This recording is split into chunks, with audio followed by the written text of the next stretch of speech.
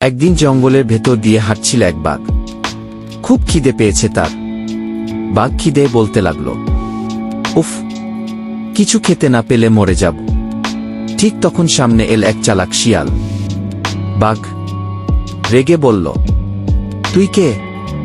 শিয়াল হেসে বলল, আমি রাজার দূত, চাইলে আপনাকে রাজা দেখাতে পারি। বাঘ অহংকারের সাথে বলে, আমি সবচেয়ে শক্তিশালী, আমি বাদে রাজাকে এই বলে। বাঘ রাজা দেখার জন্য শিয়ালের সাথে চলল।